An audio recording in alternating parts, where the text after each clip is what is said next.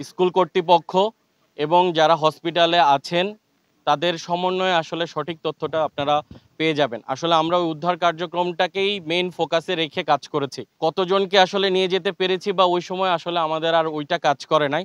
আমরা যাদেরকে সামনে পেয়েছি তাদেরকে একটা নিরাপদ স্থানে নিয়ে যাওয়ার জন্য কাজ করেছি। দুর্ঘটনা সংঘটিত হওয়ার পরে প্রথম রেসপন্ডার টিম হিসেবে আমরা এই স্কুলে প্রবেশ করি এবং স্কুলে প্রবেশ করার পরে আমরা এই অবস্থানে এসে প্রথমেই দুটি লাশ দেখতে পাই। তার মধ্যে সম্ভবত একজন মা এবং তার ছেলের লাশ ছিল। তো আমরা এই লাশটা দেখার পরে আমাদের সেনাবাহিনীর প্রত্যেকটা সদস্যের জন্য তার ইউনিফর্মটা গর্বের বিষয়। তো আমাদের ওই সময় আসলে আমাদের গর্বের চেয়ে ওই মা এবং ওই স্টুডেন্টের সম্মানটাকে আমরা প্রাধান্য দেওয়ার চেষ্টা করেছি এবং সাথে সাথে আমি এবং আমার সাথে যে সৈনিক ছিল, সৈনিক আশিক, আমরা আমাদের দুজনের ইউনিফর্মটা খুলে তাদের সম্মান রক্ষার্থে আমরা কাজ করার চেষ্টা করি। যেহেতু আমাদের ক্যাম্পের লোকেশন আপনারা সবাই জানেন ১০০ থেকে ১৫০ গজের মধ্যেই, যার কারণে আমাদের আসতে খুব বেশি সময় লাগে না। আমরা ২ থেকে ৩ মিনিটের মধ্যে আমরা উপস্থিত হতে পেরেছি। এয়ারক্রাফটটা যে জায়গায় ক্র্যাশ করেছে সেই জায়গায় তো আগুনের প্রজ্বলনটা ছিল, সাথে তার সামনেই দুটি লাশ পড়েছিল। আমাদের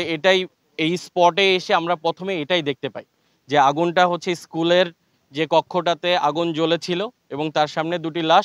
এটাই আমাদের প্রথম দৃশ্য এই স্পটে এসে।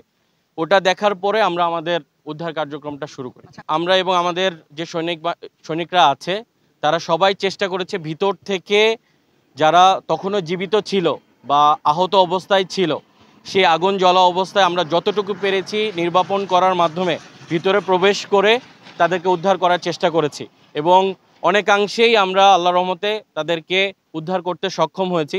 যেটা আপনারা এখন হসপিটালগুলোতে খবর নিলে দেখতে পাবেন যে বিপুল পরিমাণের ছাত্রছাত্রীরা তারা এখনও হসপিটালে চিকিৎসাধীন অবস্থায় আছে। তারা মূলত আমরা যখন এসে দেখি যে তারা এই বিল্ডিংয়ের ভিতরেই ছিল এবং কৃতজ্ঞতার সাথে আসলে বলতেই হয় এই স্কুলের যারা স্টুডেন্ট ছিল তারা আমাদেরকে যথেষ্টভাবে সহযোগিতা করেছে। তাদের সহযোগিতা এখানে আমাদের সেনাবাহিনীর সদস্যর সাথে তাদের সাহায্যের যে হাত, এটা কোনো অংশেই কম না। উদ্ধার কার্যক্রম শেষ করার পরে সর্বমোট ২৫ জনের মতো আমাদের সৈনিক অসুস্থ হয়েছিল, বাট ক্রিটিক্যাল পর্যায়ে কেউ নেই। বর্তমানে ১১ জনের মতো সৈনিক আমার এখনো ঢাকা সিএমএইচে চিকিৎসাধীন অবস্থায় আছে। স্কুলে যে গ্রিলটা দেওয়া আছে, যেই আপনারা দেখবেন যে হচ্ছে বারান্দাগুলোতে গ্রিলের মাধ্যমে আছে বা ২ সাইডে গ্রিলের মাধ্যমে তাদেরকে ক্লাসের বা হচ্ছে স্কুলের যে পরিধিটা ছিল আমরা ওটাই ভেঙে মেনলি স্লাইডিংয়ের একটা ব্যবস্থা করি, যেটা আপনারা দেখেছেন। এটাই মেনলি আমরা ওখানে তাৎক্ষণিকভাবে ওটা আলাদা করে না, এখানে স্কুলের যেটা ছিল সেটাকে আমরা ব্যবহার করে মেনলি ওটা করার চেষ্টা করেছি। আমরা আনুমানিক ৭টা থেকে ৭:৩০ পর্যন্ত আমরা এই কাজ অব্যাহত রাখি এবং ৭:৩০টার দিকে আমরা আমাদের উদ্ধার কার্যক্রম শেষ করে আমরা আমাদের ক্যাম্পে প্রত্যাবর্তন করি। ধন্যবাদ।